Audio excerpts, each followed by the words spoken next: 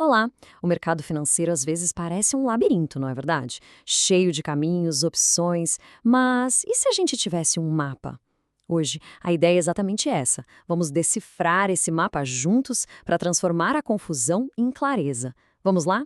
Essa é a pergunta de US$ 1 milhão, né? É o ponto de partida para muita gente. E olha, a resposta não é uma fórmula mágica, um segredo.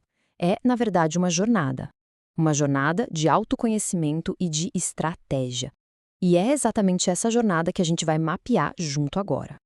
Então, esse aqui é o nosso roteiro. A gente vai começar pelo mais importante de tudo: quem somos nós nesse jogo?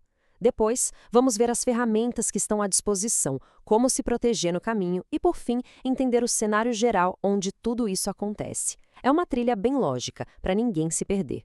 E o ponto de partida é aqui. Sabe, antes de olhar para qualquer gráfico, qualquer recomendação, o primeiro passo é olhar para dentro, entender o próprio perfil de investidor ou investidora. Isso é a base, o alicerce de qualquer estratégia que vá dar certo lá na frente.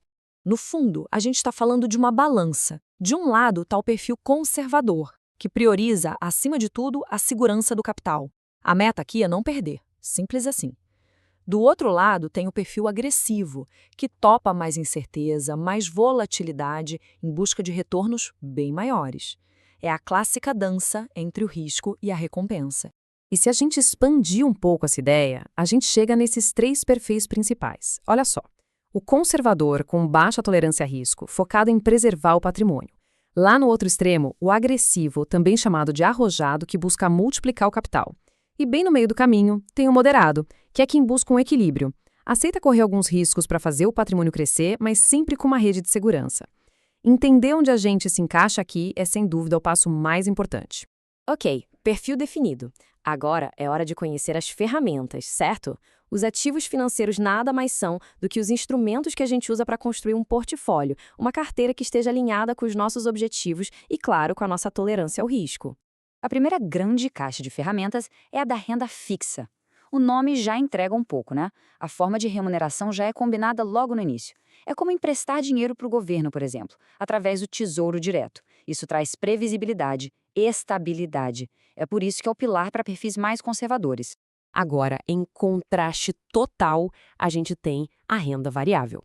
Aqui o jogo é completamente outro. Pensa que comprar uma ação é como se tornar um pequeno sócio ou sócia de uma grande empresa. Não tem promessa de ganho. Se a empresa for bem, o valor da sua parte pode crescer, e muito. É aqui que mora o grande potencial de multiplicação, mas, claro, o risco também é maior. E aí a gente chega numa classe de ativos bem mais recente, super disruptiva, as criptomoedas. São moedas digitais, como o Bitcoin, que funcionam de forma independente, fora do sistema tradicional. A marca registrada delas, a altíssima volatilidade. O que isso significa? Ganhos que podem ser explosivos, mas o risco acompanha na mesmíssima intensidade. Este gráfico ajuda a organizar tudo de forma bem visual. A gente vê a renda fixa ali na base, como se fosse o alicerce, com menor risco e menor retorno. A renda variável está no meio, subindo a escada. E lá no topo, as criptomoedas com um máximo de risco e também um máximo potencial. A forma como cada pessoa vai equilibrar esses três, bom, isso depende diretamente do perfil de cada um. Certo. Então já conhecemos os perfis e as ferramentas. Mas só ter as ferramentas na mão não é suficiente. É preciso saber como usá-las. Então, essa parte aqui é sobre a estratégia. Como é que a gente gerencia os riscos e protege o que foi construído? Para começar, é fundamental saber que existem diferentes tipos de risco. Tem o risco de mercado, que é aquele que afeta todo mundo, tipo uma crise econômica global. Tem o risco de crédito, que é basicamente a chance de quem pegou o dinheiro emprestado não pagar de volta. E tem o risco de liquidez, que é a dificuldade de vender um ativo rápido pelo preço que ele realmente vale. Então, como se proteger disso tudo? Com um plano bem simples, de 3 passos. Primeiro, diversificar. É aquele ditado famoso, não colocar todos os ovos na mesma cesta. Segundo, conhecimento. Estudar, entender onde o dinheiro está sendo colocado. E terceiro, foco no longo prazo. O mercado tem seus humores, seus altos e baixos, e a paciência acaba sendo uma virtude poderosa. Para fechar, vamos dar um passo para trás e olhar a imagem completa. Nenhum investimento existe isolado, num vácuo. Todos eles estão dentro de um grande tabuleiro de jogo, que é o cenário macroeconômico.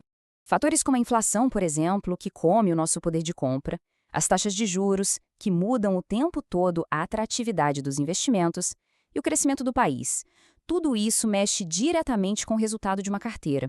Entender o básico desse cenário ajuda a tomar decisões mais inteligentes, com certeza. E dentro desse cenário maior, tem um conceito bem importante, que é o risco país. Pensa nele como um termômetro da confiança dos investidores do mundo todo na economia e na política de uma nação. Quanto mais alto esse risco, mais arriscado é visto o investimento por aqui. E assim a gente fecha o nosso ciclo. Voltamos ao ponto de partida, mas agora com um mapa muito mais claro em mãos, não é? A pergunta final, que amarra toda essa jornada, é esta. Juntando as peças do perfil pessoal, das ferramentas que existem e dos riscos envolvidos, como seria a montagem de um portfólio equilibrado para o futuro? A resposta, claro, é única para cada pessoa, mas agora os caminhos para encontrar essa resposta estão bem mais visíveis.